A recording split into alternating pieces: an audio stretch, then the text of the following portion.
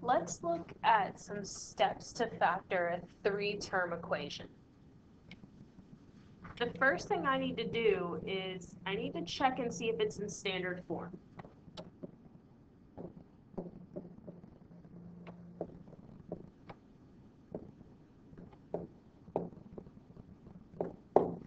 Okay.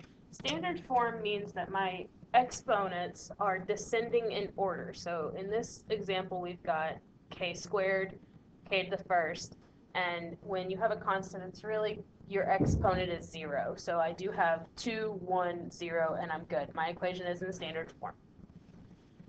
My next step would be, do I have a leading coefficient of 1? Okay, and if I don't, can I get there? In this case, my leading coefficient is 3. It's not 1. So I need to see if I can get my equation to have a leading coefficient of 1. In order to do that, I'm going to check and see if I can pull out a greatest common factor. Okay.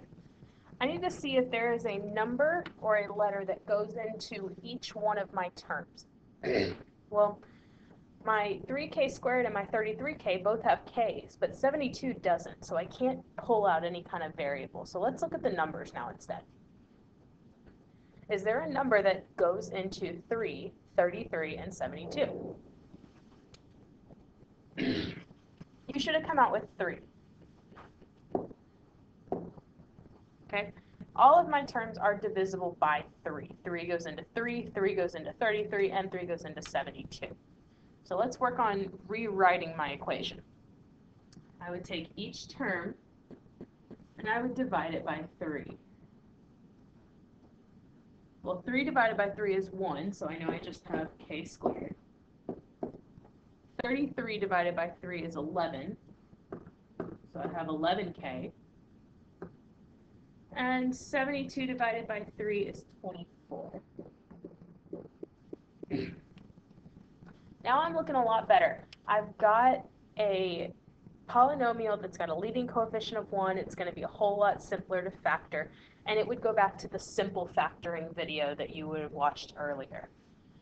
So let's go ahead and get started.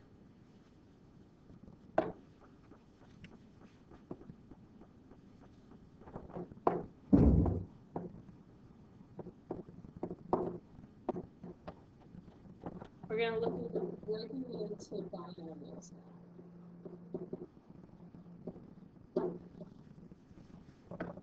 I'm always going to carry this 3 down. So right now it needs to stay with it. It's a part of this polynomial, so we need to keep it. But let's start looking at the k squared plus 11k plus 24.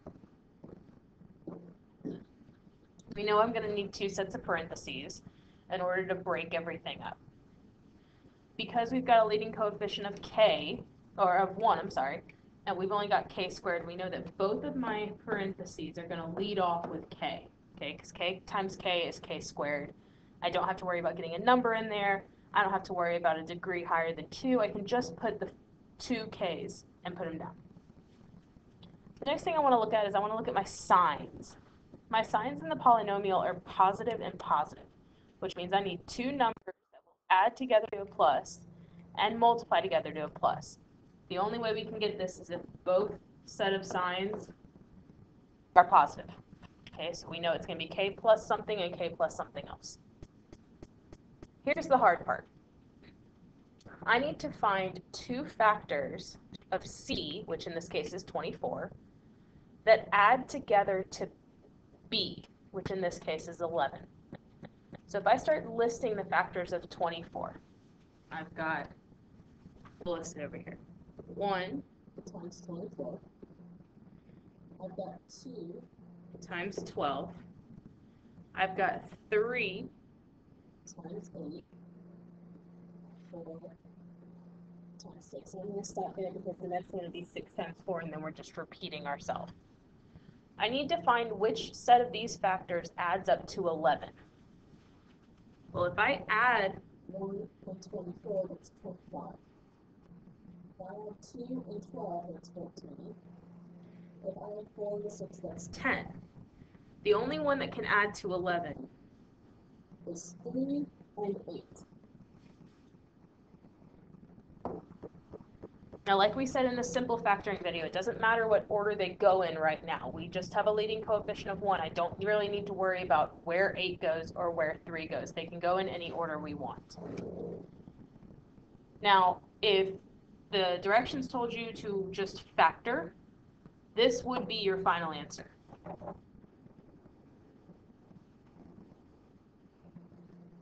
However, if the directions told you to Solve. What they want is you to actually tell them what k equals. So what I would do is I would take every part of my factored equation and I would set it equal to 0. Okay? So I've done that. I'm going to just kind of break it up.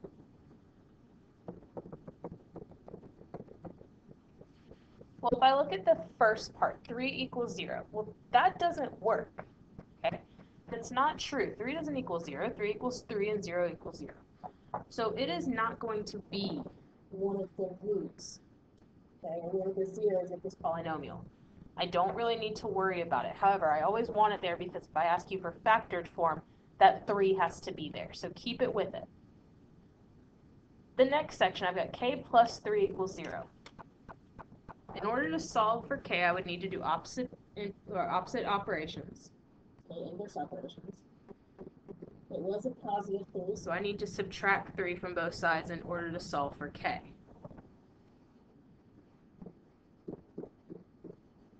We get k equals negative 3. This is one of my roots, one of my zeros.